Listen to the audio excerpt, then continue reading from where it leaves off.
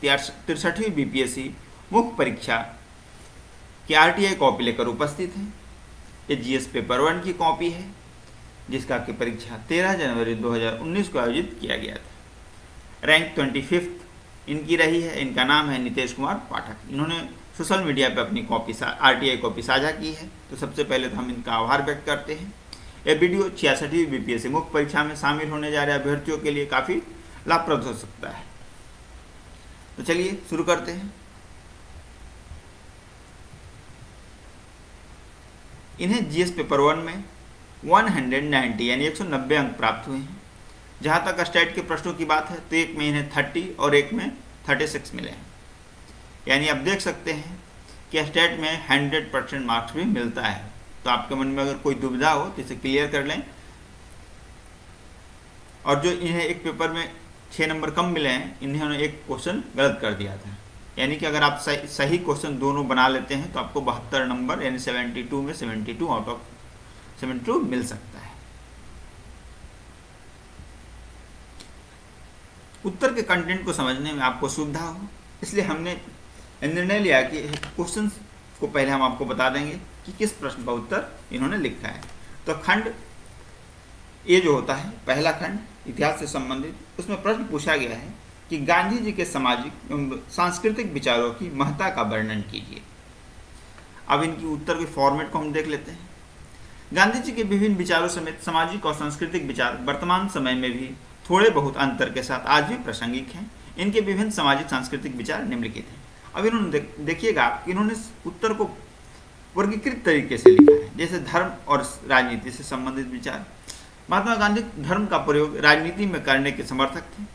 उनका मानना था कि धर्म नैतिकता सिखाती है और धर्म का प्रयोग राजनीति में होगा तो राजनीति में इससे नैतिकता का समावेश होगा और राजनीति में स्वच्छता आएगी। वर्तमान समय में भी राजनीति हमें धर्म का प्रयोग देखने को मिलता है, लेकिन हमारे नेता इसका प्रयोग समाज को बांटने और प्राप्त करने में, सत्ता प्राप्त करने में इच्छा से करते हैं। अतः अगर हम गांधी जी के बताए मार्ग पर चलें तो राजनीति को स्वच्छ बनाया जा सकता है, किया जा सकता है। दूसरा इन्होंने हेडिंग दिया है संस्कृति।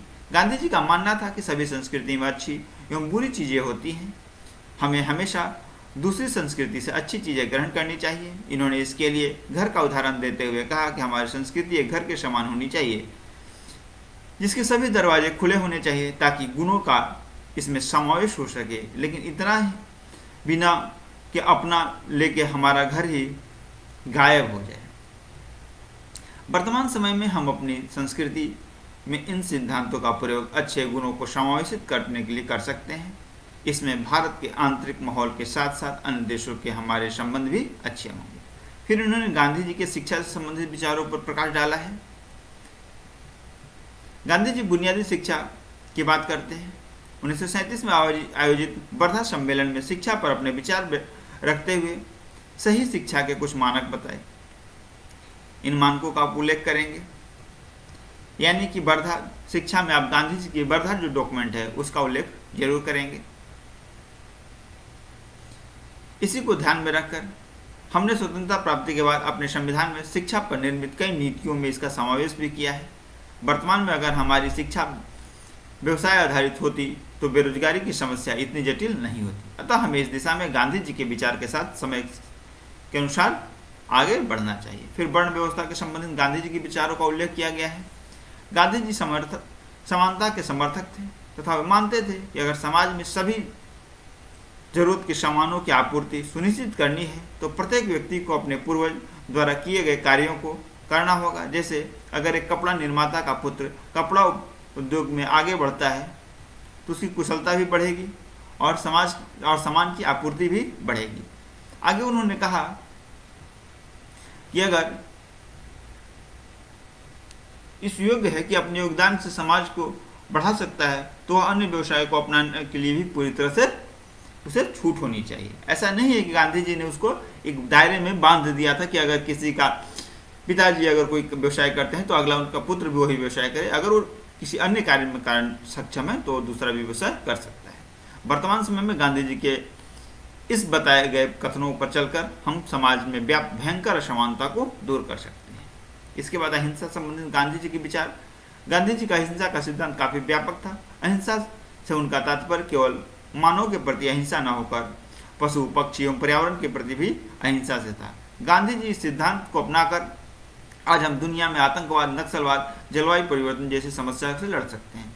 तो आप एक चीज हमेशा ध्यान देंगे कि किसी भी आप चिंतक को अगर लिखें तो उसके वर्तमान परिप्रेक्ष्य में उससे तुलना करके आप जब लिखते हैं तो आपका उत्तर और भी सुंदर और बेहतरीन हो जाता है।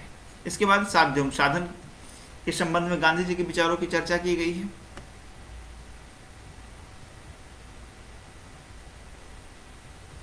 अब देखिए इन्होंने निष्कर्ष लिखा है। समग्रतः कहा जा सकता है कि गांधी जी के विचार उनके मृत्यु के 70 वर्ष के बाद भी उसी रूप में प्रासंगिक है। यही कारण है कि आज न केवल भारत बल्कि विश्व गांधीवादी विचारों को अपनाकर प्रगति कर रहा है। तो आपको हमेशा याद रखना है कि जब आप लॉन्ग क्वेश्चन लिखते हैं तो निष्कर्ष लिखना कभी ना भूलें। निष्कर्ष हमेशा संतुलित, भविष्यलक्षी, आप देख सकते हैं कि संतुलित है क्योंकि उन्होंने बहुत आलोचना नहीं की है। भविष्यलक्षी कैसे है? इन्होंने बताया है कि न केवल इनके विचारों से भारत लाभ उठा रहा है बल्कि दुनिया के विभिन्न देश भी गांधीवादी विचारों को अपनाकर प्रगति कर रहे हैं। अर्जुन, चिकन रेडी हुआ कि नहीं? बस हो गया, इसको आप जितना टाइम नहीं लगता। 2 घंटे से चिकन मैरिनेट कर रहा है। अगर इतना पैशन एक्टिंग में दिखाएगा ना तो एक दिन अनिल कपूर जरूर बन जाएगा। चिकन क्या? अब नेक्स्ट प्रश्न है हमारा कि बिहार में संथाल विद्रोह के कारणों एवं परिणामों का मूल्यांकन कीजिए। बिल्कुल ही फ्लैट क्वेश्चन है, तो आंसर भी क्या होना चाहिए? बिल्कुल प्रश्न के डिमांड के अनुसार कारण और परिणाम पर फोकस होना चाहिए। अब देखिए इन्होंने एक संक्षिप्त भूमिका लिखी है कि स्वतंत्रता आंदोलन के संपूर्ण इतिहास में जनजातियों ने अनेक अवसरों पर अंग्रेजों की शोषण नीति के विरुद्ध आवाज उठाया और वीरता के साथ लड़ाई लड़ी। इन सभी आंदोलनों में संथाल विद्रोह 1856 अपने प्रकार का प्रथम विद्रोह था जो छोटा नागपुर पठार के पास स्थिति वर्तमान संथाल परगना में हुआ था। उस समय इन क्षेत्रों को दामेन कोह के नाम से जाना जाता था। कोई लक्ष्यदार भाषा नहीं, बिल्कुल टू दी पॉइंट भूमिका लिखी। इस आंदोलन के निम्नलिखित कारण है। छोटा मैप में इन्होंने दर्शा दिया कि संथाल जो परगना था उसमें वो कहाँ पे लोकेटेड था। इसके बाद आर्थिक कारण बताएं। कारण आप सबको पता है, किसी भी बुक में आप उठा के देख लेंगे तो आपको कारण मिल जाएंगे, इसलिए मैं आपको कारणों को जल्दी जल्दी पास कर दे रहा हूँ। इसके बाद सामाजिक धार्मिक कारण, राजनीतिक कारण, अन्य कारण, दिक्कू की बढ़ती गतिविधियां। दिक्कू आपको पता होगा किन्हें कहा जाता था, जो बाहर के लोग होते थे उन्हें दिक्कू कहते थे। तत्कालिक कारण क्या था?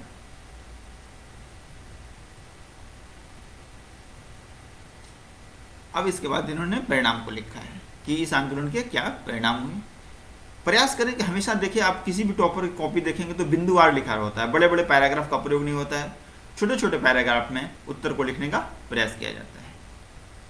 अब देखेंगे कि इन्होंने जो मार्किंग हुई है इस प्रश्न को 2 हिस्से हैं, कारण और परिणाम 11 और 12, और कुल मिलाकर इन्हें 23 नंबर इस प्रश्न में प्राप्त हुए हैं।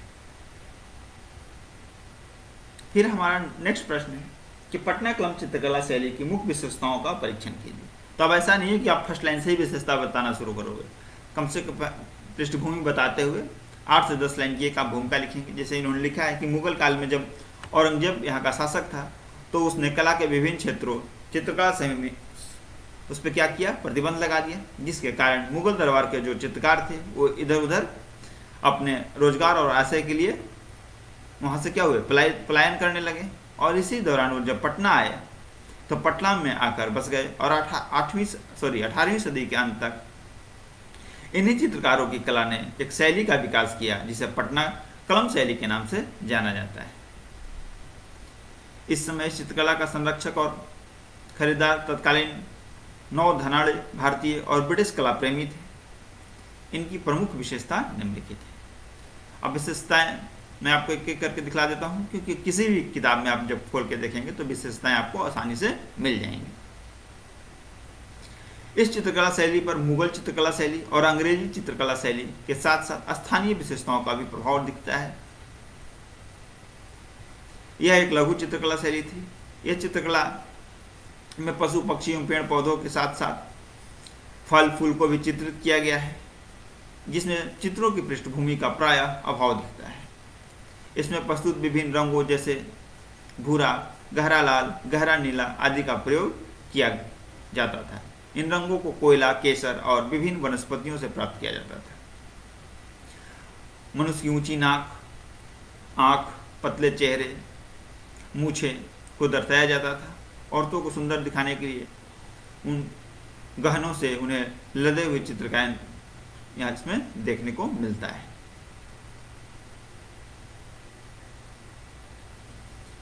तो आपने देखा कि इन्होंने टू द पॉइंट, बहुत लंबा नहीं लिखना है। कोई अब किसी को, आपको मान लो कि पटना कलम की विशेषता पता है, आप 10 पेज में उसकी विशेषता ही बताओगे तो अगला प्रश्न कहाँ से लिखोगे। तो देखा आपने कि इन्होंने कंक्रीट 7 से 8 पॉइंट दिए, बस खत्म। पटना संग्रहालय और खुदाबख्श लाइब्रेरी में वर्तमान समय में भी इसे संग्रहित किया गया है, जहां आप जाकर से देख सकते हैं। इस प्रश्न में 20 नंबर प्राप्त हुए। अब सेक्शन 2 में हम देखते हैं। सेक्शन 2 में जो प्रश्न का उत्तर मैं आपके साथ साझा कर रहा हूँ, प्रश्न है एनआरसी विवाद से आप क्या समझते हैं। इस विवाद में निहित राजनीतिक मंशाओं को स्पष्ट कीजिए। इस मुद्दे के अंतर्राष्ट्रीय प्रभाव की भी विवेचना कीजिए। 3 सेक्शन में प्रश्न है। अब जब देखेंगे लास्ट में इस उत्तर के, तो जो उन्होंने मार्किंग की है एग्जामिनर ने, वो 3 खंडों में ही की है। तो फर्स्ट क्या है, एनआरसी विवाद से आप क्या समझते हैं। इन्होंने एनआरसी को बताया है कि एनआरसी अर्थात नेशनल रजिस्टर ऑफ सिटीजन, यह एक सूची है जिसमें किसी राष्ट्र के सामान्य स्थायी निवासी का नाम दर्ज होता है। वर्तमान समय में एनआरसी के अंतर्गत असम में निवास करने वाले स्थायी एवं अस्थायी निवासियों की पहचान हेतु इसे बनाया गया है। इसके बाद इस एक्ट के बारे में जानकारी दी गई है। अब पहला पोर्शन के बाद इन्होंने लिखा, एनआरसी बता दिया, इससे संबंधित विभिन्न राजनीतिक क्या क्या मंशाएं हैं, इसे पॉइंट वाइज इन्होंने लिखने की कोशिश की है। पश्चिम बंगाल का इन्होंने जिक्र किया है कि पश्चिम बंगाल का आरोप है कि एनआरसी में बंगाली लोगों के नाम भी इसमें डाले गए हैं, अतः इन लोगों को पश्चिम बंगाल में हमें रहने का मौका दिया जाना चाहिए। अब इन्होंने अंतर्राष्ट्रीय प्रभाव दिखाया है, मानवाधिकार चार्टर का उल्लेख किया है। अंतर्राष्ट्रीय स्तर पर रोहिंग्या, सीरिया के जो शरणार्थी हैं आदि के कल्याण की वकालत करता है। भारत हमेशा वसुधैव कुटुंबकम की भावना से चलता है, तो ऐसे में भारत द्वारा उन लोगों को भारत से बाहर की राह दिखाने उचित नहीं प्रतीत होता है। अतः हम इसे पुनः बांग्लादेश भेजने का एक, अगर हम इस तरह का निर्णय लेते हैं तो अंतर्राष्ट्रीय संबंधों में बांग्लादेश के साथ हमारे संबंधों पर नकारात्मक प्रभाव पड़ सकता है। समग्रता कहा जा सकता है कि 39 लाख लोगों को किसी भी प्रकार का निर्णय हमें जल्दबाजी में नहीं लेना चाहिए, सोच समझ कर लेना चाहिए। बांग्लादेश के साथ हमें राजनीतिक स्तर पर वार्ता करनी चाहिए। हालांकि इस बार इस प्रकार का कोई भी निर्णय पूर्व उन लोगों को एक मौका उन्हें अपनी नागरिकता को साबित करने का जरूर देना चाहिए अंतिम निर्णय लेने से पहले। आप देख सकते हैं 7, 7 + 6 यानी कि इन्हें 20 मार्क्स मिले हैं 3 खंडों में। अगला प्रश्न है हमारा कि 2+2 वार्ता क्या है। भारत एवं ईरान के द्विपक्षीय संबंधों के संदर्भ में भारत एवं अमेरिका के बीच हुई 2+2 वार्ता को स्पष्ट कीजिए। तो पहले इन्होंने 2+2 वार्ता बता दिया है। 2+2 वार्ता दो देशों के बीच होने वाली ऐसी वार्ता है जिसमें दोनों देशों के रक्षा मंत्री और विदेश मंत्री आपस में उच्च स्तरीय वार्ता संपन्न करते हैं। हाल ही में भारत ने यूएसए के साथ वार्ता को संपन्न कर रक्षा संबंधी समझौते जैसे कोमकासा पर हस्ताक्षर किया है। इसके बाद भारत और ईरान के मध्य यूएसए तथा भारत के बीच संपन्न 2+2 समझौते के निम्नलिखित आयाम हो सकते हैं। इन आयामों को इन्होंने बताने की कोशिश की है। इस 2+2 समझौते से जहां भारत और यूएसए के बीच नज़दीकियां बढ़ेंगी, वहीं दूसरी ओर ईरान के साथ अमेरिका के संबंध काफ़ी खराब हुए हैं, क्योंकि अमेरिका ईरान P+51 के मध्य 2015 में संपन्न नाभिकीय समझौता से स्वयं को अलग करके ईरान पर नवंबर 2017 में अनेक प्रतिबंध लगा दिए हैं। ईरान पर आर्थिक प्रतिबंध से अब भारत ईरान में डॉलर भुगतान करने पेट्रोलियम नहीं खरीद पाएगा, बिना डॉलर भुगतान किए पेट्रोलियम नहीं खरीद पाएगा। हालांकि 6 माह के लिए भारत समेत 8 देशों को इससे छूट प्रदान किया गया है। आप एक चीज हमेशा देखो कि इनका जितना भी उत्तर है वो सब बुलेट फॉर्म में है, यानी छोटे छोटे पैराग्राफ में बुलेट वाइज। आपको बहुत बड़ा पैराग्राफ है उसको कनेक्ट करने की जरूरत नहीं है। जो इंपॉर्टेंट फैक्ट्स है उसे आप जरूर डालेंगे, जैसे तापी गैस लाइन। इसके बाद निष्कर्षतः कहा जा सकता है कि 2+2 समझौते में जहां भारत को रक्षा क्षेत्रों में इसका लाभ होगा, वहीं ईरान से संबंधों पर अधिकतर नकारात्मक प्रभाव पड़ सकता है। ऐसे में भारत को कूटनीति का सहारा लेकर अमेरिका और ईरान के मध्य स्वयं को व्यवस्थित करना होगा ताकि उपयुक्त नकारात्मक प्रभाव से बचा जा सके। 2 खंडों में प्रश्न पूछा गया है। पहले में मिले हैं 7 मार्क्स, दूसरे में मिले हैं 14, टोटल मिले हैं 21 मार्क्स। नेक्स्ट है बिम्स्टेक संगठन को स्पष्ट कीजिए। बिम्स्टेक देशों के संगठन की हाल में हुए काठमांडू सम्मेलन के परिणामों पर प्रकाश डालिए। भारत के हित, आशाएं एवं अपेक्षाओं से संबंधित विषयों की विवेचना कीजिए। अब इन्होंने बिम्स्टेक की भूमिका बता दी। एक संकल्पना की दृष्टि से बिम्स्टेक नामक संगठन की स्थापना 1997 में बैंकॉक घोषणा के तहत की गई थी।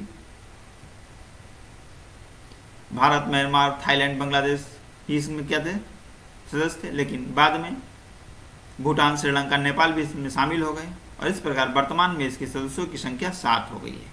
ये सभी देश बंगाल की खाड़ी को साझा करने वाले तटीय देश हैं। ये सभी देश बिम्स्टेक देश bay of Bengal initiative for multi sectoral technical and economic cooperation समय समय पर क्या करते हैं, वार्ताएं आयोजित करते हैं। हाल ही में 2018 में इसका सम्मेलन नेपाल के काठमांडू में संपन्न हुआ है, जिसमें कई कदम उठाए गए हैं, जैसे इसके सचिवालय को मजबूत करेंगे, सभी सदस्य देश मिलकर आपस में सैन्य अभ्यास करेंगे,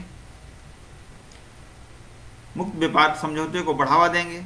इस प्रकार इस सम्मेलन में भारत ने अपने योगदान को और अधिक बढ़ाने का निर्णय लिया है, वादा किया है। इस संगठन को मजबूती प्रदान करने की दिशा में साझा संकल्प पत्र भी पारित किए गए हैं। लिशियस के मीट एंड सी फूड पे 150 क्वालिटी चेक्स। सिर्फ सेफ नहीं, अभी समझौते के जो बिंदु हैं उनको इन्होंने बताया है। इन्हें इस प्रश्न में 19 अंक प्राप्त हुए हैं। तो सेक्शन 1 और सेक्शन 2 दोनों के उत्तर मैंने आपको दिखला दिए। अब हम चलते हैं सेक्शन 3 यानी स्टेट के खंड पे। मैंने आपको वीडियो की शुरुआत में ही बताया था कि इनको 190 अंक प्राप्त करने में जो सबसे सहायक भूमिका अदा की थी वो इसी सेक्शन 3 ने की थी, जिसमें इन्हें 66 मार्क्स मिले हैं 72 में। यानी कि अगर आपको भी सफलता प्राप्त करनी है तो सबसे ज़्यादा फोकस स्टेट वाले प्रश्नों पर देना होगा, क्योंकि इसमें 100% नंबर प्राप्त होते हैं। प्रश्न है, महाराष्ट्र के एक शहर में यातायात का मुख्य साधन कार है।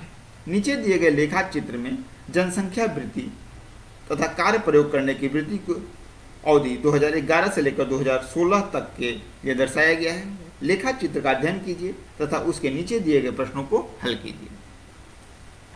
पहला प्रश्न पूछा गया है कि 2014 में यदि कुल कारों का 30% प्रयोग महिलाओं ने किया तो प्रति महिला कितनी कारों का प्रयोग 2014 में हुआ। पहला काम करें कि इस तरह का जब भी प्रश्न पूछा जाए तो जो लेखा चित्र आपको दिया जाता है उसको टेबुलेशन फॉर्म में एक टेबल बनाकर रख लें, ताकि आपको डेटा यूज करने में काफ़ी आसानी हो और आपका समय की भी आपकी बचत होगी। तो इन्होंने क्या किया, 2011 से लेकर 2016 तक पहले रो में डाला। इसके बाद फर्स्ट कॉलम में इन्होंने पुरुष, कार, महिला, उसकी संख्या का वर्णन किया और नीचे यूनिट जरूर आप लिखें, सभी किस में है, 1000 में है। अब देखो स्टेप बाय स्टेप इन्होंने बनाया है। 2014 में कार की कुल बिक्री, महिला द्वारा प्रयुक्त कार। इसके बाद आंसर, बहुत लंबा नहीं करना है, कैलकुलेटर का प्रयोग करें, यहाँ पे बहुत काटकूट करने की जरूरत नहीं है। इसके बाद आप देखेंगे सेकंड सेक्शन इन्होंने बनाया है। अब सारी चीज लिखने की जरूरत नहीं है क्योंकि आपको समय भी बचाना है, क्योंकि स्टेट के प्रश्नों के हल करते समय कोई किसी बच्चे को 1 घंटे 10 मिनट से 1 घंटे 15 मिनट लग जाते हैं। तो अगर आप 1 घंटे 15 से 20 मिनट लगा देंगे तो फिर आपको सेक्शन 1 और सेक्शन 2 के प्रश्नों को उत्तर लिखने के लिए समय की कमी हो सकती है।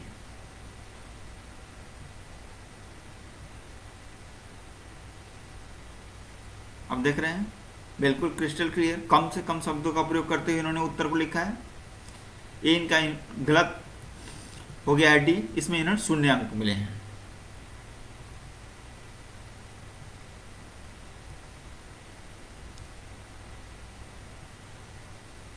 तो आपने देखा कि इन्हें पहले वाले क्वेश्चन में कितना अंक मिले, 30 मिले, एक इनका गलत हो गया है। ये पाई चार्ट आधारित प्रश्न है कि नीचे दिए गए पाई चार्ट का अध्ययन कीजिए जिसमें द्वितीय एवं तृतीय पंचवर्षीय योजनाओं में विभिन्न मदों में व्यय दिखाया गया है तथा उन प्रश्नों को उत्तर दीजिए जो इसके नीचे दिए गए हैं। ठीक है, तो सबसे पहले इन्होंने काम क्या किया कि उस पाई चार्ट की मदद से इन्होंने एक टेबुलेशन फॉर्म में एक टेबल क्रिएट किया। जितने भी विभिन्न मद हैं उनको उन्होंने एक कॉलम में दिखलाया, फिर द्वितीय और तृतीय पंचवर्षीय योजनाओं में उनके मानकों को दर्शाया, फिर यूनिट का जिक्र इन्होंने नीचे में कर दिया है।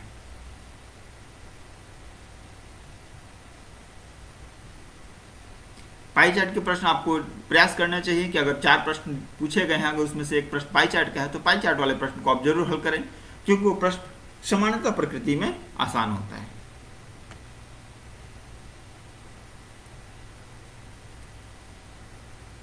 मैं आपको धीरे धीरे पूरी प्रोसेस को दिखला देता हूं।